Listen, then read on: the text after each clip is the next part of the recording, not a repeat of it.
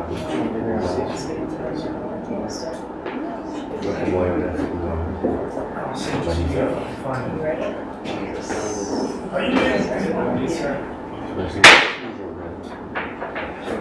afternoon, Island Council members and members of the Central Committee, Rolando Wilson and Vito Charles, Island Registrar, Ms. Akila Levinstone, Island Governor, and Chairman of the Island Council, Johnson Johnson, members of the Executive Council, Commissioner Everton Heiliger and Commissioner Joe Sagers, civil servants, and to the general public, whether present here today or viewing via live stream. Welcome to the Central Committee meeting of Thursday, July 11, 2024. Before going into the agenda points, allow me to mention the absence of Island Council members Saskia Matthew and Julio Every, who is absent with notice. As mentioned in the Central Committee meeting and Island Council meeting of last month, we have been working on updating and improving processes of our Central Committee meeting and Island Council meeting, so viewers may notice some differences in our agenda. Today we have 7 points on the agenda. Point 1 was the opening of the meeting, and now we move on to point 2, which is approval of the agenda. And now look to the Island Council members for that.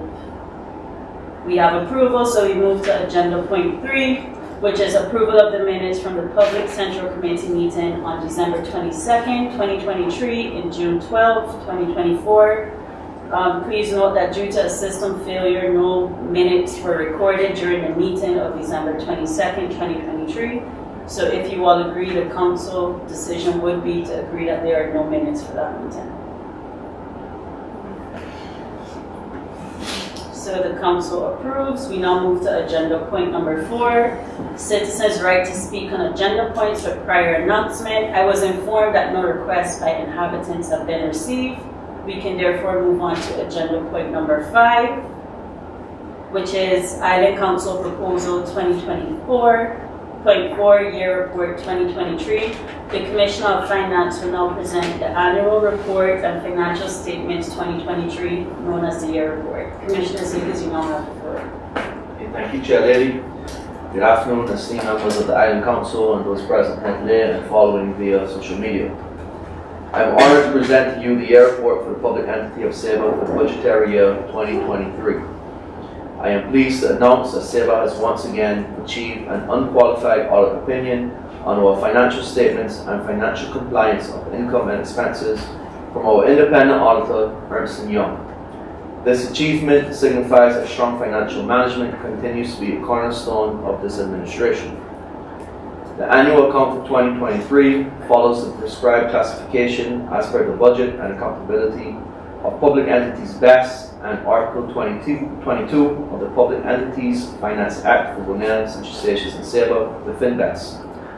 The report's layout has been simplified for better flow while adhering to FinBES, VBS, and local ordinance regulations. The report itself provides the reader with a general overview of all the activities during the course of 2023. In 2023, the focus was on reflection, pinpointing areas needing attention, and pursuing additional structural funding as needed.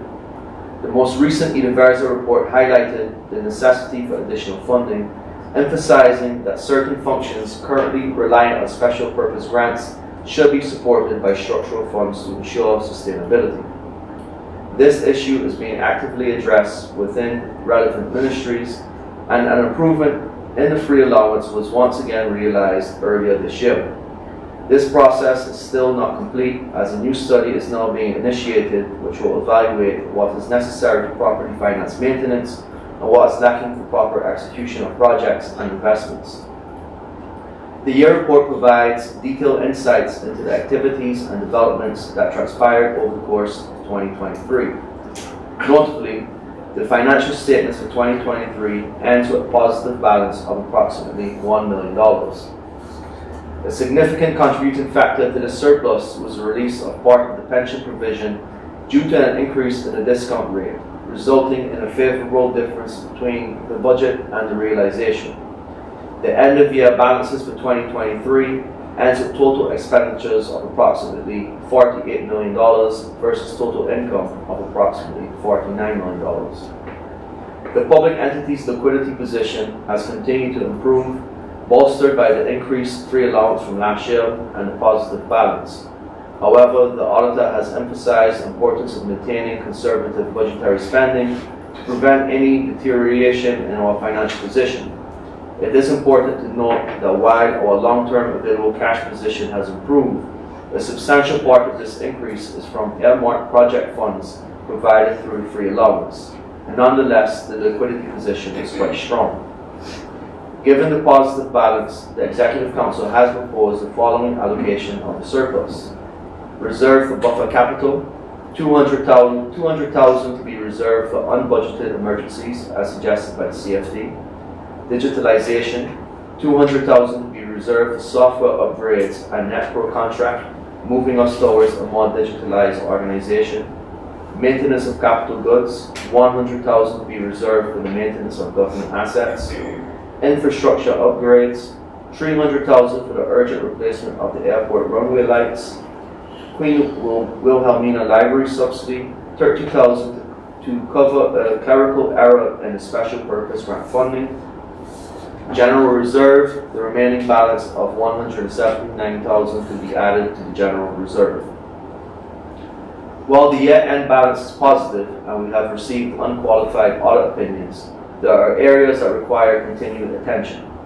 An overlaying need which needs to be addressed is our internal control unit. This unit is independent to the finance department. Efforts will be made during the course of 2024 to improve the quality of the internal audits, ensuring that many of the issues that were found during the audit of 2023 can already be resolved before the actual audit starts.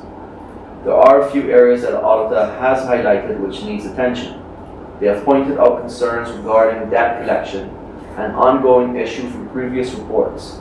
In response, the collection policy was adopted already in late 2023, and significant measures have been implemented to collect debts, create payment plans, and clear bad debts. Improvements should already be evident in 2024. Another concern raised was the reconciliation of bank statements, which has already been addressed internally, and we anticipate improvements in 2024. Additionally, balancing the payroll system with the financial system remains an issue. This has not been able to be resolved internally, and as such, a request will be made to Centric for assistance. Outside of the auditor's findings, a point of contention which has been raised now for a few years, and now again this year, is the timeliness of the official audit opinion and management data which is delivered by Ernst & Young. There are obviously many factors which impact the process, but it is imperative that a sound analysis is made to ensure that this trend of late reports from the auditor not only stops, but that significant improvements are made as early as the year report for 2024. These reports are essential for the Island Council, and as such, the timely delivery is important. Before closing, I would like to express that although there is always room for improvement, Saba's financial management continues to be praised by the CFT and across political platforms in the Netherlands. The island's financial statements have consistently received unqualified audit opinions, indicating reliable and accurate financial information. The reporting required to make 4 budget amendments, a budget, and a year report is immense, and we hope that when the proposed changes in the FinDesk are adopted, we can finally have regular reporting cycles and not processes that were created for bankrupt municipalities. In closing, I extend my sincere gratitude to the entire financial team. As Commissioner of Finance, I appreciate your efforts to maintain high standards of financial management. Your dedication to thoroughness and strictness has been instrumental in our achievements. Managing the regular administration while juggling numerous projects financed through incidental funds and producing high-quality budgets, amendments, and year reports is impressive. Your hard work and commitment are greatly appreciated. Thank you. Thank you, Commissioner Sabers. And now look to the item council members who now have the opportunity to ask any questions pertaining to the year report. Okay, so there's no questions at this time. So can we conclude that this will be a hammer piece for the Island Council meeting?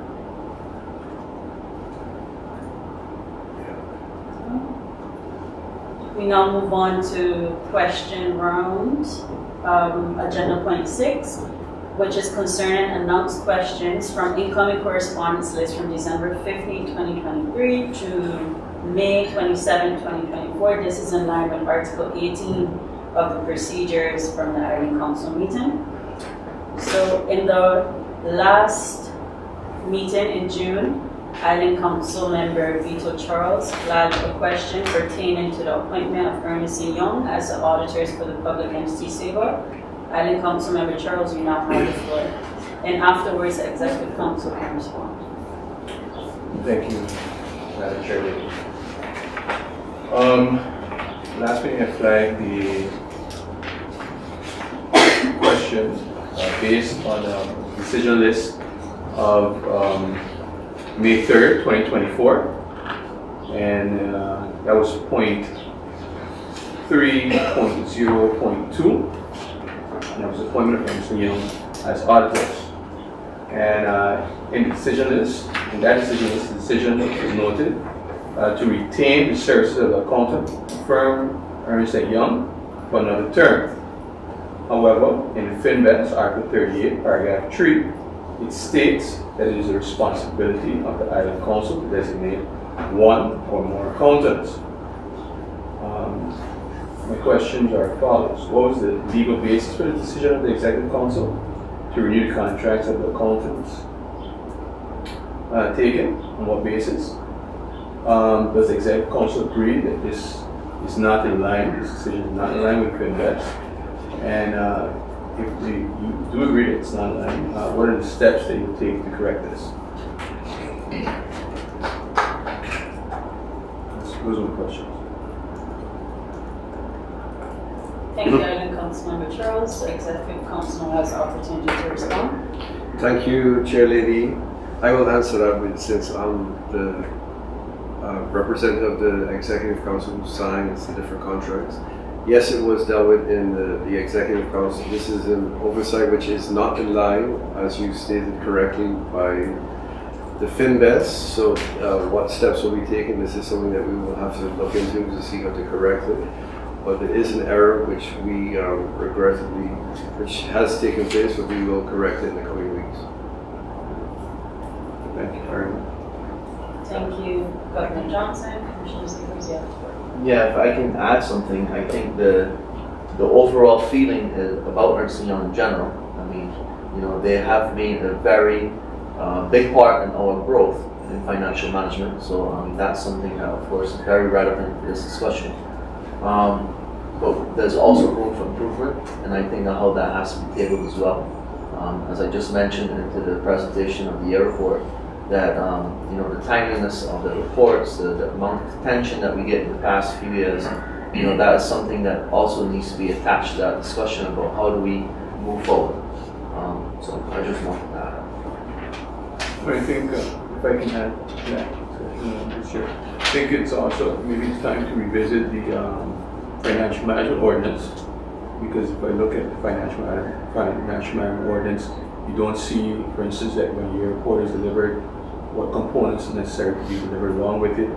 And so I think there's room for everybody to strengthen the legislation and procedures so that it's more clear what are the requirements. So I think we can all work together to strengthen that, because I think both from the Executive Council are important, but then also the approval guidance also is also important. think it's an opportunity. Thank you. Thank you. That would conclude our agenda point 6. We now move on to agenda point 7, which is the closing of the Central Committee meeting.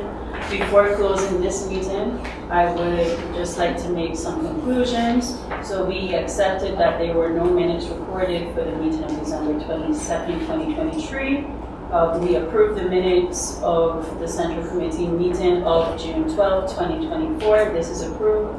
The Executive Council will look into the process which took place with the appointment of Ernest & Young and potentially also revisit the Financial Management Ordinance. And we also concluded that the annual report and financial statements of 2023 will be a hammer-piece for the Island Council meeting. So at this time then, I would like to thank you all for joining the Central Committee meeting of today, July 11, 2024. And after closing, we will take a 5-minute break just to transition. And then we will start the Island Council meeting, where we will have other important points of order on the agenda. So thank you all again for joining and have a pleasant day further. Meeting closed.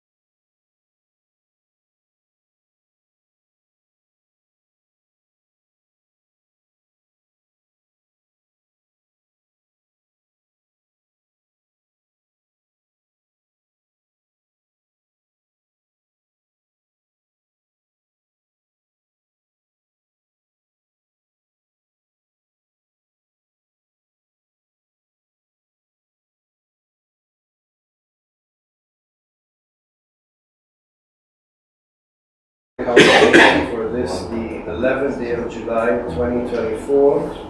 I would ask everyone to please stand for the Saba anthem.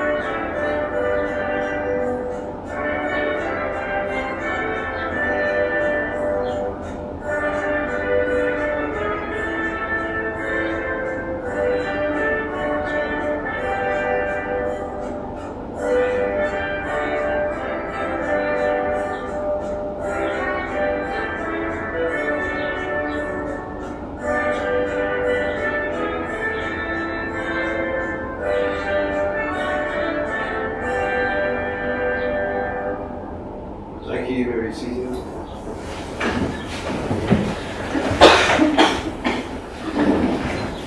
Continuing by agenda point number 1, I have an announcement that Island Council members, Ms. Nehudu Every, Ms. Saskia Matthew, are absent with notice.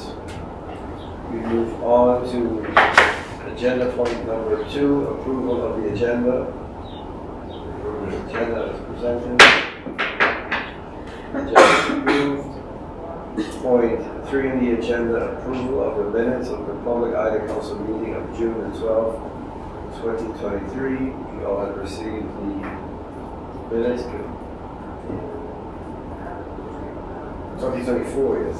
2024. June the 12th. We had all received the minutes of June the 12th, 2024. Yes. Minutes of the Public Island Council meeting of June 12, 2024 are approved. Agenda point 4, oral question time in accordance with Article 36 of the Rules of Procedure. I begin with Island Council member Mr. Wilson. So just to be clear, what we'll do is, so Island Council member Wilson will pose his questions, and then the Executive Council will answer in the first round, and then in the second round is follow-up, and we continue that. That's all. Good afternoon to everybody present. Chairman, Governor Johnson, members of the Island Council, Register, Commissioners, and also the staff, also the department heads. Mr. Chairman, on July 1st, we celebrated Emancipation Day. Just a few days later, I read an article in the newspaper about racism in the schools. I would like to know if this will be investigated. Things like this should not take place here on Saba. We are people known to look out for each other. Mr. Chairman, what was the outcome of the OCWA finding on the way forward for the schools? Mr. Chairman, I understood also too that the subject Dutch was not given this year at the school, even though there are Dutch-speaking teachers in the school. What are the plans to get this back up and functioning? Mr. Chairman, how are the special needs children will be helped in the 2 schools? Can this be looked into for the future? On agriculture, Mr. Chairman, I would like to know how far is our agriculture policy? How is things going with the greenhouse? And the agriculture department should do more. Mr. Chairman, when I was commissioner, we did 2 greenhouses, one for the senior citizen, which is there in the field, and the next one's in the Sacred Heart schoolyard. Yesterday I passed by there, everything is dry. I think the agriculture in this school at least one day out of the week, which was visit that and get the things going. Saying that we're talking about reviving on agriculture. Mr. Chairman, some months ago, a patient from Saba had to be transferred to air ambulance to Curacao. The air ambulance got to Curacao. The authorities refused to let the air ambulance land because the air ambulance didn't pay the bills there. We had to forward on the patient to Medellin, to Colombia. Things like this should not be happening. The commissioner will have to look into things like this.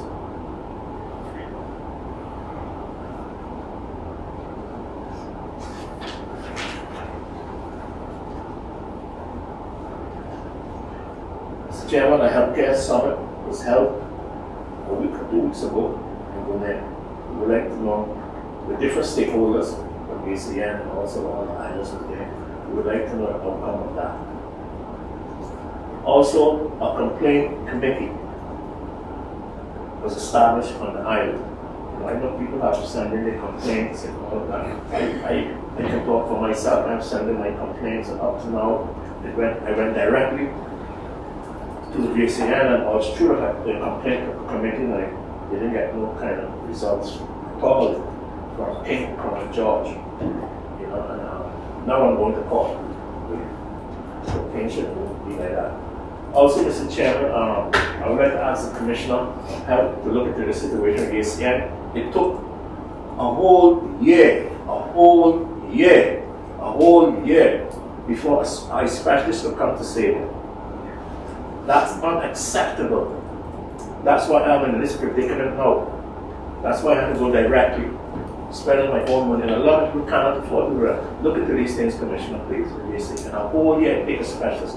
And the specialist told me personally, my wife being present, that the backlog that they have here, and Saba, and Stacia, and St. Martin, they will not get through before the end of the year. This is serious, people's vision. You know, it's a very touching thing, you know.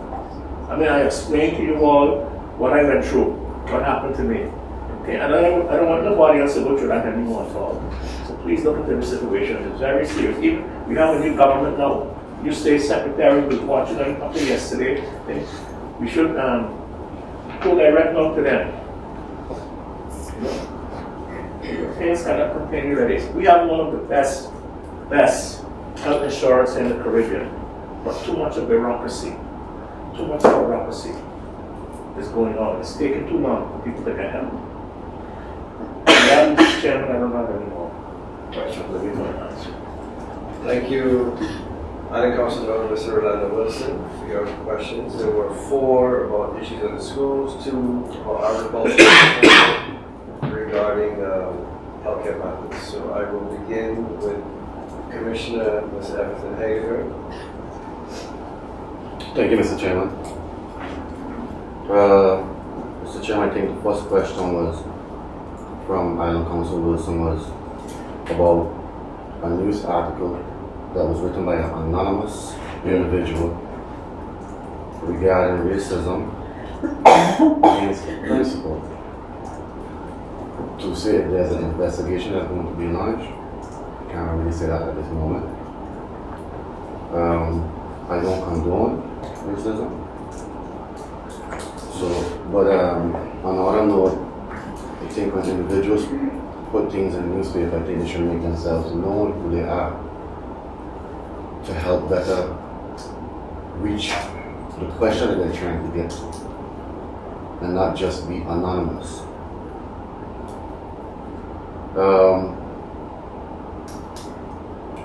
away findings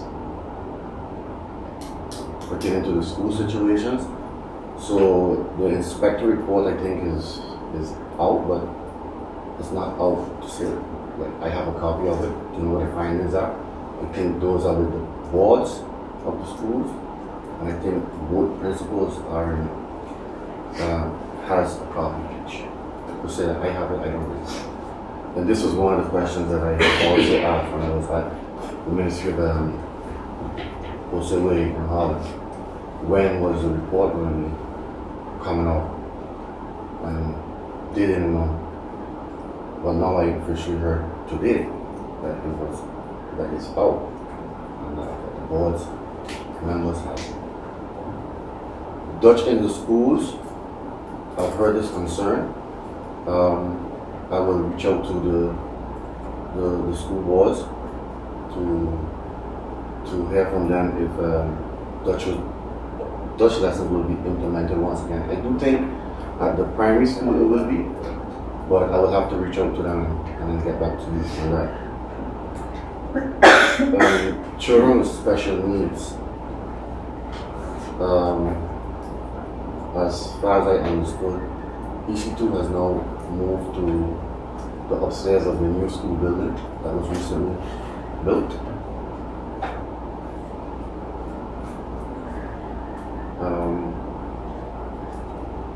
And I do know that at the primary school, the principal was creating a class, what they call a cluster 4, something that she can better explain, where it would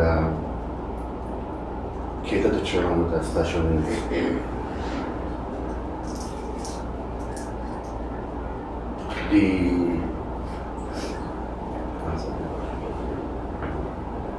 The air ambulance situation, this is the first time I'm hearing about it. I guess the air ambulance was landing on Minnesota Review, I wouldn't know. I wouldn't know the reason why.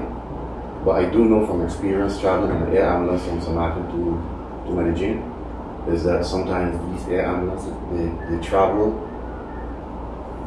So there was a situation where they could not refuel in Curacao. So they had to travel to the nearest point after the border of Venezuela with Colombia. And then they would be able to refuel. But in this case, I really don't know what really happened, because a complaint never came to me or was given to me. The healthcare conference that was held in Bonaire some almost 2 weeks ago was it was in collaboration with the different stakeholders, so it was at JCMOS, all 6 islands was present. Then it was basically to talk about the future of healthcare, especially in the world of digitalization. And with the eye specialist, while I was on Bonaire, I also brought this topic up, and I did make reference to a colleague, which would have been you, with the eye care situation, and they assured me that they were going to get this issue resolved. The backlog was created because they stopped using the eye care specialist on the French side. For whatever reason, they never mentioned it to me. And finding eye care specialists to work on the other side was a challenge for them, but there was only one specialist available. And that created this backlog for both Saba and Station.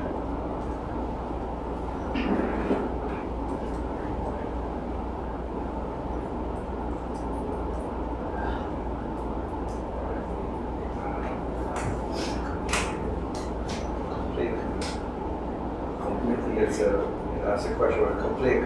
What was it? Can you repeat the question? Yeah. What was the question? The complaint committee, okay. If it's functioning? Yeah. The complaint committee? Yeah. On the island, like Yeah. somewhere where you can go and make complaints. That is something that was a request that actually came up from us and also Station, where you don't really have a point there. You can take a complaint of ZJCFC, and they were asking if we can provide that service for them as a government.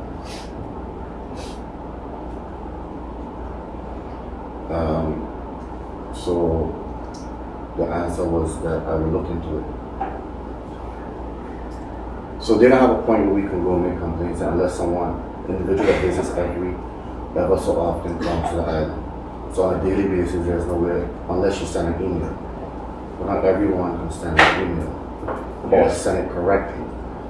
And then, so they were like, so then can you all offer a point for us on the island?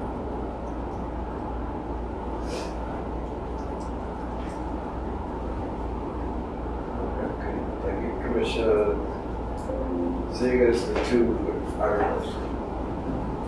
Thank you, Mr. Chairman. With regards to the business plan for the agricultural sector, it is near completion. We wanted to base it more so on the plans for expansion rather than the current activities. So that is being updated in the plan. I expect to have more or less a polished draft version within a week. So that's basically ready. We are in the process of building another greenhouse in the mountain for additional growing units, some of which will be made here locally. They've already made some that they've tested that shown very good results, and we will also purchase some from abroad for things like lettuce. And I will reach out to the agriculture department about the greenhouses that were built. It is indeed a pity that these aren't getting attention, because the focus should just be on to what's happening at the hydroponics farm, what's happening at the Hell's Gate farm, but attention is necessary across the board. If, like you said, we really want to make a step in the right direction with agriculture on the island. So that's something that I will push to ensure that the necessary attention is given when needed. Thank you, Commissioner Zegas. That concludes the first round of questions and answers. And Councilmember Wilson, you have a second round. I would just like to, the Commissioner, we should look into it more, find out about this healthcare committee. There's a staff, but there's 3 or 4 members on it, which attended a conference in Pune. Oh, that's the advisory Advisory committee, yeah. That's the Advisory advisory. committee, because also to, we should stand up to Coven George, plain simple. I have no regrets. A lot of people is suffering here. When you sit down there in the morning on Saturdays or whatever, basically you hear when you visit, supermarkets, when you see people there, they tell you, you get a lot of calls for the same thing. I must say, I have problems. Look, here along I've gone through it all. It's a very serious, delicate thing. Look into these things so that the specialists come, because they're supposed to be attracting these specialists from the Netherlands to come to St. Martin, ACM. And then St. Martin, while they're there in St. Martin, so we don't have the type of instruments here in Saba and Station. They have to go over there or they come here. But when they come here, I'm going to tell you, they really come just a little instrument checking the pressure. But there's a lot of different other instruments you have to go try. I went to 15 of them. I hope to meet them now. And yeah, you have other people up there now too, and then there's got problems from say who's there now with different clinics and dining with a rushing hospital and all that. We, as a government, you know what I mean? We are here, we are solving some of the people, and we should try to stop things, prevent things from happening wherever we could. And we are not God, we can't say people don't tell people to take the business, but reach out more. People things are better concerned. Thank you, Mr. Chairman. Thank you, Councilmember. Well, if I must add to that. So on, I think it was on July 1st, I was invited to the station to go along with them to Ministry of BVS. And at one point in time, it got kind of heated especially when people are telling you that the only thing you can do is complain. What were you expecting to do? Yeah. I'm bringing the complaints on behalf of my people. And I don't think I can take that from, well, I told Herbert Banashika. I don't think I can take that from you. If you don't like the complaints, then I don't think you should be there. I relate complaints to you that are related to me. Not something I'm making up. And they got heated for a long time. For quite some time, almost 10 minutes. So just goes to show that sometimes you do have to stand up in your own shoes. That's what I said. Exactly. Because healthcare is a delicate topic. And they are, before they said, they are responsible for us. Correct. They are. So, I'm tired of telling Mr. Bernard that. And if he can't do it, move aside. Because out of all of the 14 markers here, Commissioner Sagos can tell you, he's the only one left. From 1010, everybody has gone. You know, he's still there. I thought he was on pension. You know, we shouldn't, when it comes to healthcare, really, like I said, they can act. Anybody, you know what I mean? Years should be one type of thing. And I'm thinking driving with my colleagues here on that. Particularly now with this new government that comes in the Netherlands. Came in. Thank you, Allen Council members Wilson. Allen Council Lady Ms. Elsa Peterson. Thank you, Mr. Chairman. Good afternoon again to everyone present if you're via the live stream. So I just have a few questions today pertaining to our preparedness for the hurricane season. So given the recent impact of Hurricane Beryl, who completely devastated some islands in the Caribbean, and of course the increase in strength and earlier occurrence of hurricane, experience of Category 5 hurricane already in the month of June is quite worrisome, but also I think a wake-up call to us all, because that's not something that usually happens. So I think it's crucial that we not only assess our community's readiness, but even more importantly that we ensure that the community is aware of critical information and that this information doesn't only come forth once we're under storm warning and watch. So in line with this, I would like to ask the following questions. What are the designated shelters on the island in the event of a hurricane? How are these shelters equipped to accommodate a significant number of people, including those with special needs such as persons in wheelchair, in the event that they do need to evacuate where they're currently housed? Are these shelters also equipped with generators? What provisions are in place to assist residents who may require help during a hurricane, such as the elderly, disabled individuals, and those who are less fortunate and probably can't afford to, like we say, borrow for place of residence, or those without access to transportation? Is there a stockpile of emergency supplies such as food, water, medical supplies, and so on, available on the island, which is usually managed by supermarkets, pharmacies, or other entities for use and purchase before and after a hurricane? And besides Facebook or WhatsApp, what other communication systems are in place to effectively reach residents before, during, and after a hurricane? And are there alternative channels in place for critical information, especially if internet, for whatever reason, there are disruptions with the internet? And my last question would be, what specific initiatives are currently implemented to clean up the island and mitigate potential hazards from debris that could pose risk during a hurricane? I know that every June, I think it is, that we do an island-wide cleanup. However, keeping in mind that these hurricanes are now coming much sooner, maybe some advice would be that maybe we should do this sooner rather than now in the month of June. Thank you, Mr. Chairman. That was it for me. Thank you, Allen Council member Ms. Elsa Peterson. Those questions I will answer, but if you allow me, I Yes. remain here to answer those questions. We have 2 shelters on Saba. One here in the bottom, the Sunny Valley Youth Center, and then the south by the Child Focus Foundation. Both shelters are equipped with backup generators, and those generators are tested and maintained regularly. and we have regular updates from the department ensuring that those are working. So the 2 shelters do have backup generators. With regard to shelters in general, the emphasis is that shelters are for the last resort. We encourage residents as much as possible to stay home, to stay at their home or with family or friends. So in years gone by, when we did open the shelters based on a certain category was, well, we had Irma and Maria, and those are category 5. The policy is this category 3 or higher where we would open the shelters. If the shelters are open, they will be open for a maximum of 72 hours, and should a need arise, they can extend that.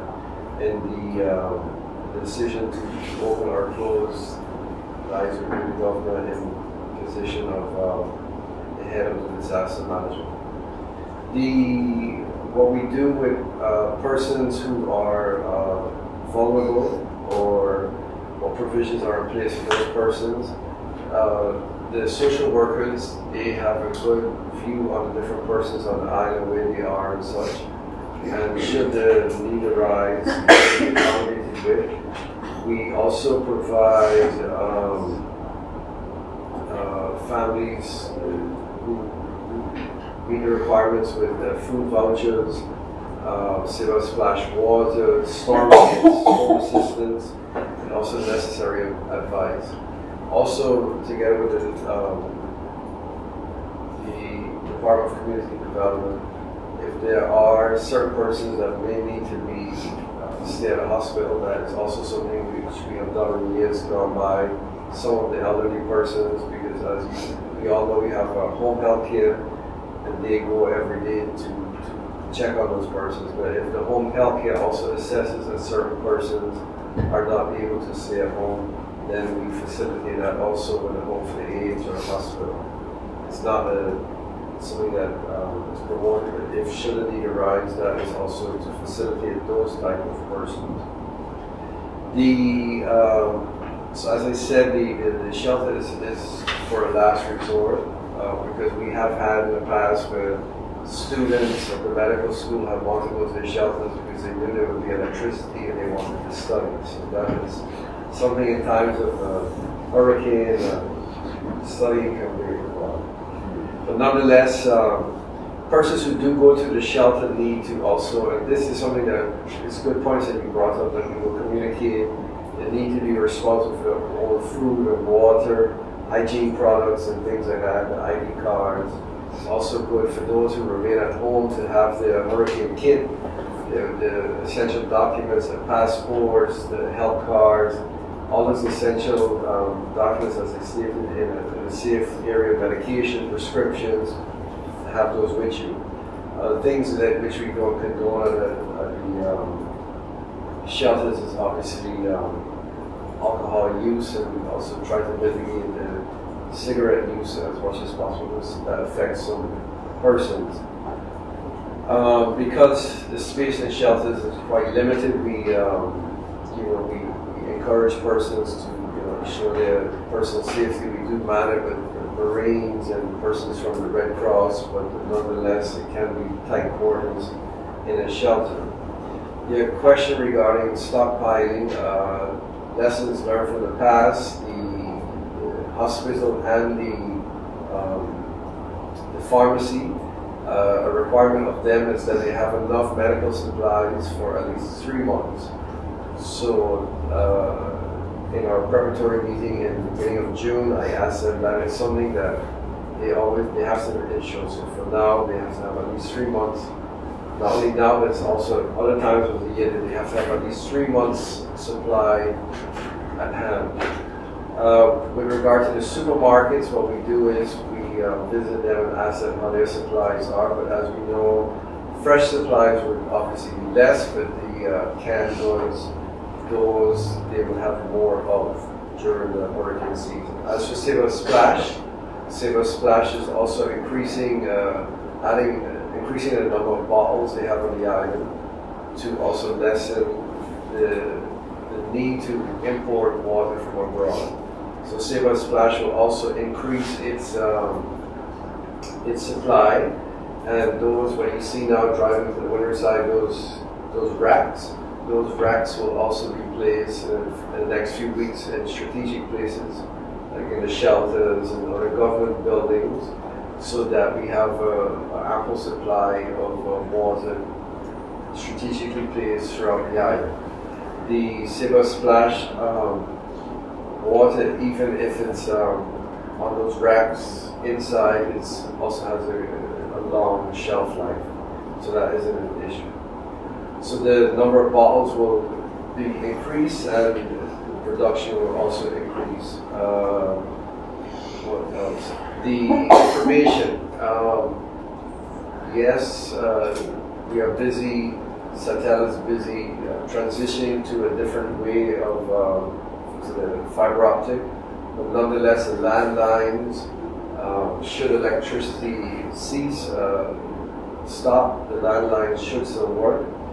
And if the need arises before or after the hurricane, where we need to communicate with persons throughout the island, what we would do is the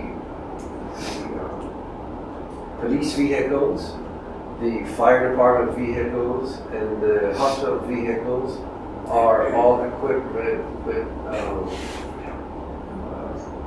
speakers, so they can drive throughout the island and give the message through. So luckily our island is small enough that can do that, because as we all know, I do communicate via Facebook, but like you suggested, that could stop. So how would we communicate? And also with radio stations, if those cease to exist, we would use that method of communicating.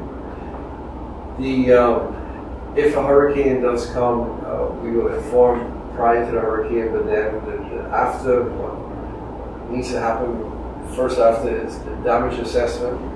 So the emergency services will do that before we give the all clear for persons to move about freely, but we all know we like to clean up as soon as possible. So in the villages and throughout the island, people will want to get out to clean, but we also need to make those damage assessments, and that will also be communicated.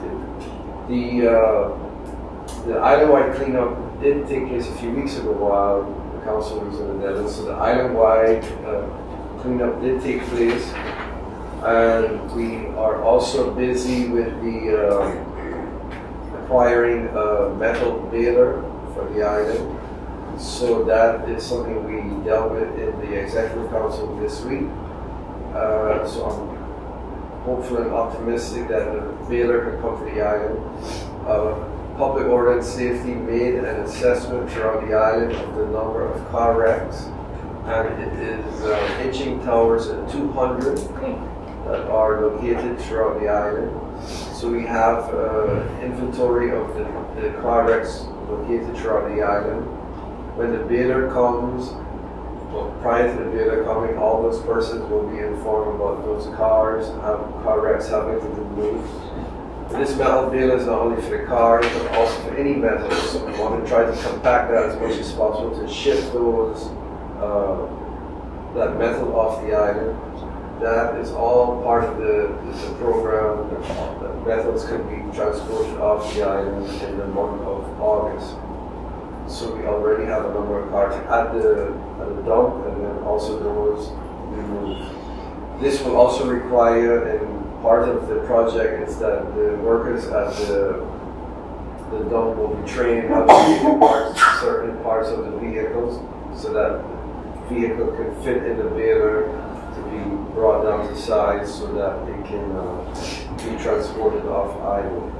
In the local ordinance, there are articles regarding buildings as well. It states that the owner of a building, open yard, or site, or the person who is otherwise authorized to take measures for it shall ensure that the condition of that building, open yard, or site does not pose or continue to pose a risk to health or safety. So we use articles like this, for example, for the contractors. When the hurricane season started, we did address the bigger contractors on the island. because they have to ensure that they can turn around quite quickly, because as we saw with Beryl, went from a category 1, 2, 3, 4, 5. So the reality is, which we all need to face, is that hurricanes can grow in intensity quite quick, and therefore the need to be prepared as soon as possible, and not take the time now. Don't wait till, as we all know, the peak of the season is in August and September. We need not wait until then. We can take different steps now. So that was also with the contractors. So those are hopefully some of the answers to the questions posed. That concludes the first round. I go down to the second round. The second round. Just more follow-up. Yeah, so the second round is a follow-up. Yeah, so just a follow-up question, just because you mentioned Saba Splash, and of course I'm not a building expert or anything, but I would like to know of the durability of that specific building in the event of a major hurricane. And also, in line with that, also on all government-owned buildings, has an assessment also been done on the preparedness on those buildings, for example, shutters, roofs, etc., to ensure that during the event of a major hurricane to prevent as much damage as possible. And that would, after that concludes my question. Thank you for that. As we all know, the Saba Splash building is a prefab building, and St. John's is a very windy part of the island. What we would also do is, prior to the hurricane, is secure the equipment inside the building as much as possible. The same comes to the Saba Electric Company. The Saba Electric Company building our power plant. The building is a prefab building, and what we do is the generators are turned off. Should a major strike happen, the generators will be turned off, and the generators will be secured as best as possible. And so that should something happen to the building, that we can get the generators up and running. Back to Saba Splash, the same thing with the equipment there, those will be secured as much as possible. With regard to the government buildings, we are busy, the Department of Public Works is going around this building, the shutters have been checked, and yeah, as we know, the government has quite a number of buildings that they have to go around and check and make sure that the shutters are good, the roofs are also good, so that is an ongoing process throughout the year, which they have. Thank you, Mr. Chairman. Thank you. I now move on to Island Councilor Mr. Charles. Thank you, Mr. Chairman. I have just 3 different subjects I'd like to ask some questions on. I'd also like to start with hurricane preparedness. It's more in line with climate change, and less some specifics of the readiness of the island. I do think that is very important, and I think that the responses, the questions asked and the responses that you provided are definitely important and necessary for us to know. Because clearly, Hurricane Beryl, we've seen that the times are changing, so to speak. And we've seen a remarkably earlier start to the hurricane season, and that makes you question. I know in the past the national government was ready. They make sure the assets were in place in September or in August and early September, through the month of October. But now here we are in early July, Category 5 hurricane, and so I'm questioning what conversations are we having with the national government to ensure that they're ready to respond now and not only in August and September. And that is also in the wider region as well, because we're not only ones affected by hurricanes. St. Martin will get the majority of our goods. That's how we get on and off and in and out of the region. And I think it's important that we also ensure they're prepared to assist that island in the event of the storm, so that we don't have to significant impact or long duration during that time. Also, the climate change is affecting hurricane season is clear, and that requires that measures are taken sooner rather than later to ensure that residents and businesses are better prepared to withstand the impacts of hurricanes. The national government recently signed the climate agenda, which it aims to take measures to help the island cope with climate change in the future. My concerns with that is that, they are looking at things like sea level rise and warming, global warming and temperature increases, which we already see, which we already feel. But we had a conversation with Greenpeace in the Netherlands when we were there, and one of the things we said is that the fact is that hurricanes are probably the earliest signal and the earliest sign of climate change. And we not only seen it this year with Hurricane Beryl, we also saw it in 2017 with Hurricanes Irma and Maria, and every year since then. And that means that we have to take steps now rather than continue to do research for the future. So I'm curious and I'm wondering, you signed this climate agenda and that is something for the future. But my question is, what are we going to do beginning today, or even yesterday, to make sure that businesses are prepared? Because when there's a hurricane, you have economic impacts. Businesses have to close.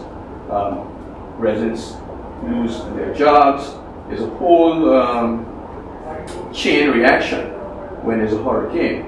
And I think businesses and residents have to be prepared now in the future to be able to become resilient in the face of these storms, and particularly if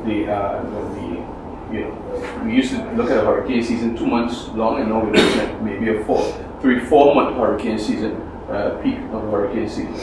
That also even may have impacts on our cultural activities, because if you look at carnivals now in July, and we hope that those activities won't be disturbed, but at this point, nothing is safe, it would appear. So I'm just wondering how the local government looks at that. My second subject is about water delivery. Recently there were some issues with water delivery to residents due to issues with the infrastructure, the pipes, and the pumps. I'm just curious, have these issues been addressed? Another question is in regards to water storage capacity, and is there sufficient water storage capacity to ensure that the water delivery can continue for a period of time in the event that there's an interruption in water production? And then it's a question I asked earlier in a different way, like I said earlier in other meetings. And then that's whether or not the Executive Council has made an analysis of water storage versus water demand, and particularly when we have drought conditions, and whether or not that analysis is made, when it can be made available to the Council. And my final topic is in regards to the tax plan 2025. And when we were in the Netherlands, the Council had been informed, and even we should say before, because the tax authorities were here and met with us. When we were informed then that there were changes to the tax legislation for 2025, and that would have an impact on businesses, and of course indirectly, and probably even directly on residents. Indication that these changes can make it even more difficult for entrepreneurs to do business in our small economy. It's important that this message is relayed to the right ministries as well as to the Second Chamber of the Netherlands, and especially the Second Chamber, because they will have to make they have to vote on this legislation, and it's important that they make an informed vote, an informed decision. Is the Executive Council preparing a response to this tax plan? Is the Executive Council prepared to inform the Island Council as it moves forward with a response to this tax plan, if there is a response? And has the Executive Council had any discussions with other institutions, representatives, and our board experts on Saba or on the other islands in regard to this tax plan? Those are my questions, Mr. Chairman. Thank you, Island Councilor Mr. Peter Charles. I will start answering your questions, and then Commissioner Zegers will fill in with the questions posed to him. As you stated, the season is beginning, although it does begin June. The strength of the storms are sooner in the year than we're used to. There is a positive development over this past year, for example. There are meetings with the KNMI and the different crisis partners in the Caribbean and in the European part of the Netherlands. And when Beryl started coming this way, in the European part of the Netherlands, they have a Department Coordination Center Crisis Manager. And that department, they proactively sent emails to us, Saba and Stacia, to include us in the different, what was taking place also in the European part. That includes several ministries. So on the European side, various ministries are behind the scenes.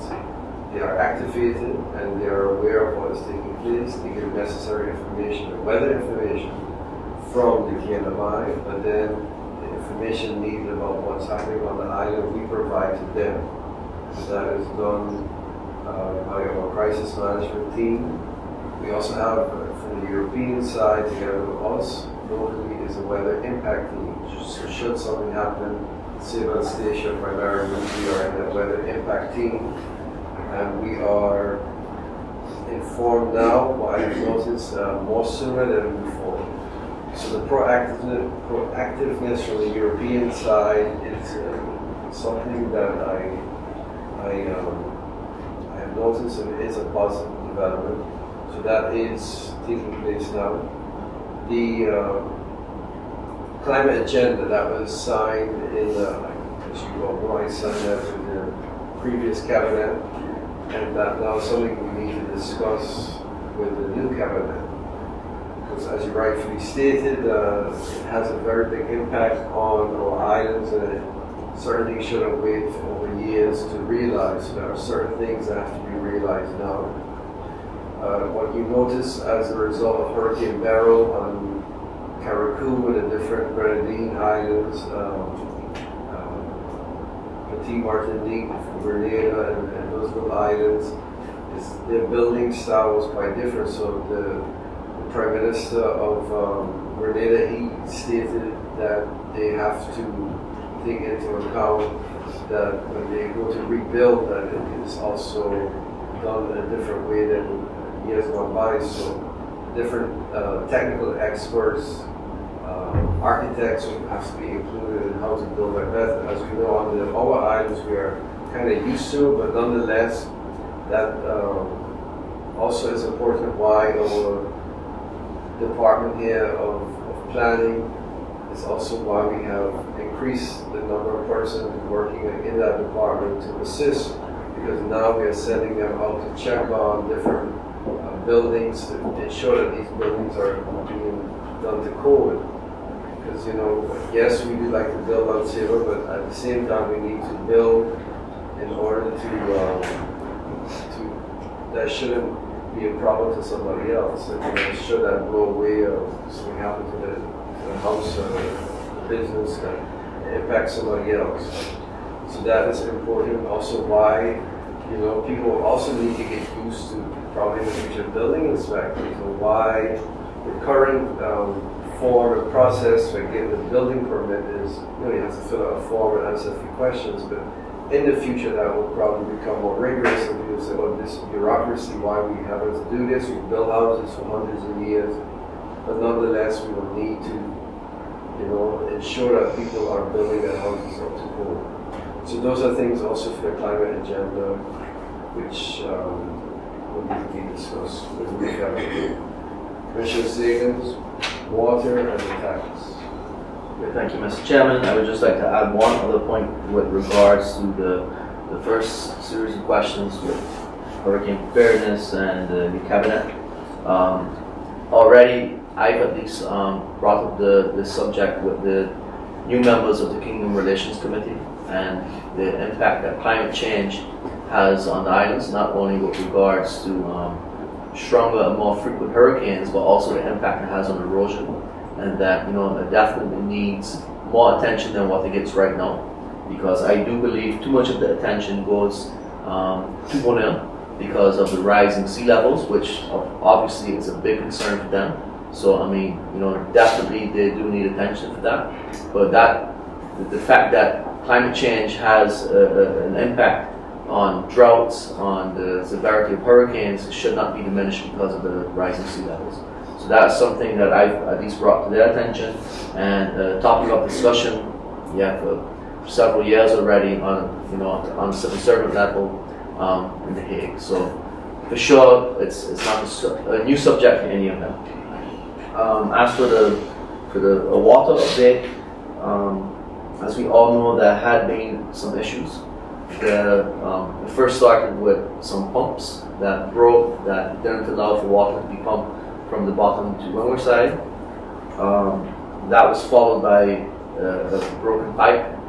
Water was being lost, so not only were we not able to pump water to Windward, but there was significant water losses even when pumping water to the cistern in the range. After a series of different investigations, we could not find it. And then finally we brought in equipment from Stacia, sounding equipment, that they could trace the pipe, and the problem was solved. Was found close by the old age home. There was a coupling that came loose, a very old connection that has since been repaired. After it was repaired and the system was finally back up and running, of course we just had Barrow. I don't know if anyone saw the videos, but there was huge seas that weren't even expected at the harbor. Luckily the suction lines were disconnected. So there was some damage, but not as much damage had they not disconnected the suction lines. But luckily before Barrow, they were able to fill all of the cisterns in the bottom, in St. John's and in Windward, before everything got disconnected and then the damage of the storm. But we do anticipate that everything is back up and running by the weekend. A few other developments, we do have new pumps. The pumping capacity between Fort Bay and the bottom should be doubled by next month. Next month is a testing phase for that. With regards to storage capacity, we recently took over a cistern at the harbor, which was being used by the Hess water plant, which is no longer in operations. So we have additional storage now at the harbor. The cistern that's into the range previously was being used for RO water and rainwater. That has been converted now, that it only stores RO water, which has doubled the capacity there. And then the cistern in Windward that is divided in 3 compartments. And previously only 1/3 of that was being used for RO water, and now the entire cistern is being used for RO water. So over the course of the past few months, we have greatly increased storage capacity. I think that's definitely a step in the right direction, because as we've seen before, problems can happen, and Murphy's Law, when something goes wrong, you can expect even more to go wrong. As for the suction at the harbor, the intake, there is an ongoing project to improve that, which sends the intake line further out in the sea, which would allow that even during rough conditions, of course not during hurricane conditions, that the intake still remains in place and water can continue to be produced. And that's a project that should be finished by the end of August. As for, again, I realize the question about the analysis has been asked before, but we're still discussing with Vade about how that can be structured. So as soon as we get more information from the consultant that has been guiding this entire water project, I can give more of an accurate answer to that question. As for the tax plan, I understood that during the most recent BEST Summit, that an idea came up about producing a joint response. And that is something that's being worked on, and that would obviously involve both the executive and Island Council. I believe it's imperative that both levels of government are very much involved into that thought process and the ultimate reaction from all 3 islands. I do know that an official request is being submitted to ask for an extension, because it will take some time to get the ideas of all three islands align, because it has to be, if it's going to be a joint response, it has to represent all three islands. And one thing that I concluded during the visit that you mentioned when the expert was there to explain the proposed new changes is that many of the articles, at least the proposed changes in the articles, reflect things that are more suitable for Bonaire and not so much for Saba and Statia. And I made this very clear to him in both sessions that I had. And I must say he was very open to it, and he also admitted that that's something that sometimes gets lost. So that also has to be something that gets taken into that joint reaction. So I do hope that, first of all, the extension is granted. I think it's warranted, because it is a very big deal, not something that should just be rushed. But definitely the Island Council will play a role into having an opinion into what actually Saba's position is when it concerns the proposed changes for the tax plan for 2025. Thank you, Commissioner Sagans. That concludes the first round of answers to the questions posed by Island Council Member Mr. Peter Charles. Follow-up question. Yeah, just a couple questions to follow with. First of all, I thank you guys for your response. I think to hear what you have to say in regards to especially the climate agenda, considering where we are. But I have a few quick questions, and you mentioned, for instance, the building code as it stands now, or if you have inspections for buildings. But my question is, do we have an updated building code that looks at the current situation? And in addition to that, you have a lot of homes that were built over the years. And if I look at some of the damages, a lot of the damages sustained, if I watch the videos of some of the damage sustained in Caribou and the other islands, what you see is that a lot of these homes, they had rafters spaced so far apart, they had not followed newer building practices. And what I think is that we also need to assist persons who may have built their home at a time when hurricanes were less prevalent, less damaging than they are right now, and whether or not we're having discussions about funding for those things. I had mentioned also in previous meetings that in other countries there is support for people or for persons who have homes and they would like to strengthen and make their homes more resilient, because it's been, I believe, I think we can all agree that it's better to be proactive than reactive. And if we have, we can respond after a storm, of course, but it's better that people are safe, because we don't encourage people to go to shelters. It's better that they're safe at home. And the way we can make that, we can ensure that is by, providing them with assistance to strengthen their homes, making sure not only that they have strong roofs, but that they have shutters so they can properly secure their homes in advance of the storm. So I do hope that we can have discussions with the national government about funding for that, because that is important if we look at climate change, and that's happening now. We can't, right now a category 5, when we were growing up, even a few years ago, was 156, 157 miles an hour, and we've seen winds 165 miles an hour plus. We need to be able to build and support persons so that their homes can withstand winds of those strengths. So I hope that we can have discussions in the future of what that should look like. Also in regards to climate change, and we mentioned a lot of support being given to Bonaire. Recently, when the Stats Committee for the Demographics was here, one of the members, Mr. Deputy, mentioned to me that he was also going to head the climate table on Bonaire. And I don't know of any discussions to have a climate table for Saba or even Statia, but again, here we are in the midst of climate change, being the first impacted by climate change. The high seas are going to happen. We're going to see sea level rise, but we are seeing stronger hurricanes. We're seeing earlier hurricanes. And where is our climate table? Where's our support for looking at how we can strengthen and make our island more resilient in the face of climate change? So I hope that we can establish a climate table on Saba, and not yet tomorrow, but yesterday in fact, and I look forward to support from the national government to do that.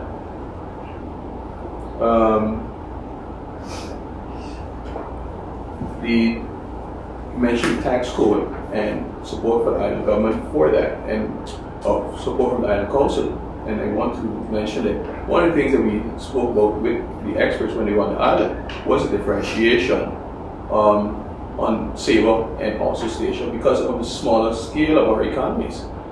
We don't have, a boom, we have a nice, resilient economy, but we don't have this economy with over however many hundreds of businesses. We have a few businesses on the island, and you can't think about if one business and so many categories of businesses.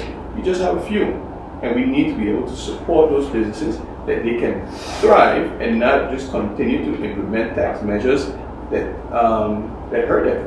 When we were in a meeting in the Netherlands, one of the things that surprised me was when the person explaining said that because they've taken measures that have an effect on the budget for the best islands in one area, now they have to see where they can make up for it in another area. And I said, I think that's really crazy because, and they said something along the lines that the strongest shoulders have to carry the heaviest burden. And they said, well, if you look at the fact that in the Netherlands you collect $334 billion in taxes, and on the islands you collect $240 million in taxes, it's clear where the strongest shoulders lie.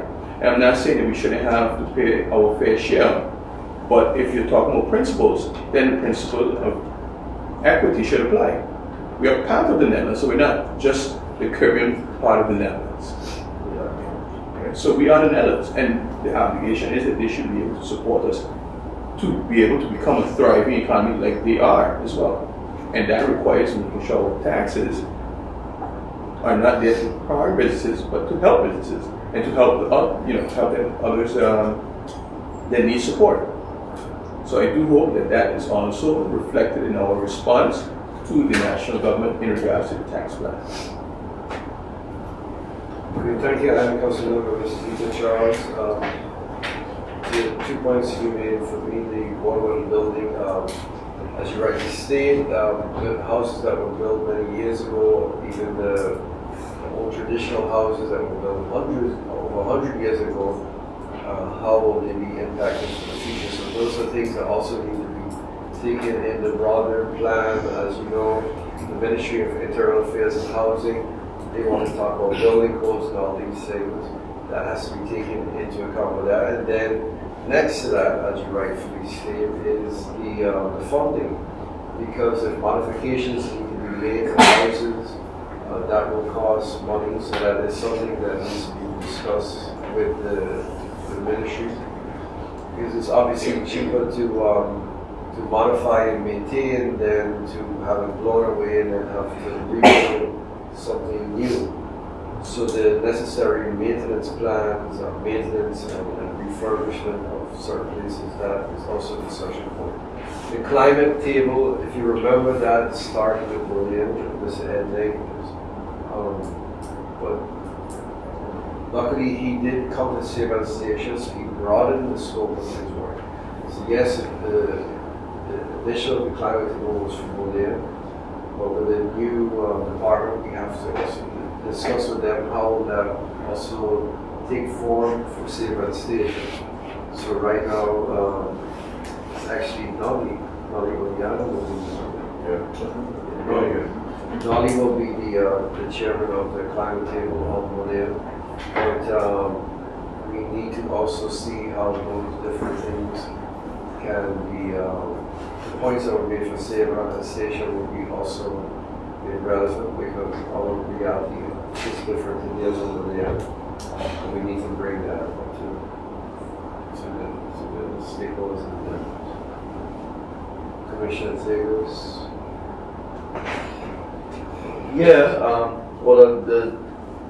I agree with the point about the tax plan that, those things have to be taken into consideration. I mean, you can't look at Saba and compare it to Monet, you can't look at Saba and compare it even to Station, and of course, you can't look at Saba and compare it to Amsterdam. So, I mean, we are very specific. There is specific needs for small island economies. And of course, whatever, is in the tax code, it should allow for growth of small businesses, but then there also should be some level of protection that, businesses can thrive while also contributing towards the system. And that's important moving forward. Okay, that concludes point 40, agenda oral question time. We now move on to agenda point number 5, incoming correspondence and announcements. Under this section, it has 4 points. 5A, Island Council incoming and outgoing correspondence list from May 27, 2024 until July the 2nd, 2024. Is there anything that needs to be flagged for these? Yeah, I have things flagged from the decision list. 3 points. So that's amazing. That's fine. This is 5A. So for 5A, nothing. Okay. Now we 5B, Executive Council decision. Yes. Mr. Charles. From the decision list of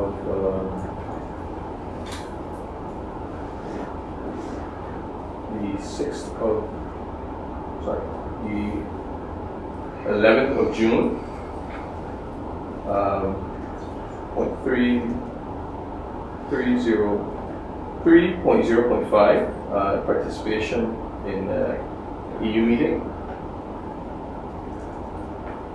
and 3.0.6, work trip to Bonaire for NMNM, and on the 5th of July 2024, VEI scope of support activities 2024. Okay. Thank you. So what this means is in the next Central Committee meeting of August, these will be answered. We now move on to 5C, written questions to the Executive Council. And then 5D, answers to written questions. In the last meeting, there were none submitted, so. Okay, so that concludes agenda point number 5. Agenda point number 6, Island Council Proposal 2024, number 4-year report 2023. This was dealt with in the Central Committee meeting prior to this Public Island Council meeting. The proposal is to approve the year report 2023, and the suggestion was that would be a hammer piece. I look around, everybody agrees, so in accordance with the rules of procedure, Island Council Proposal 2024, number 4, the year report 2023 is approved. Agenda point number 7, motions. There are no motions. Agenda point number 8, closing. I thank everyone for your presence here today. Next week is our Saba Summer Festival, our carnival. I wish everyone a safe carnival. Don't drink and drive. If you choose to drink, it's somebody else to drive. Walk home, sleep under the mango tree, something like that. Don't put others in danger. We have Dragas now. And Dragas now, you can blow into and see how much you've drank. Hopefully you haven't crossed the threshold, but nonetheless be safe next week. And we will reconvene with our meetings in August. So with that, I thank you all for your presence here today and have a good afternoon further. This meeting is closed.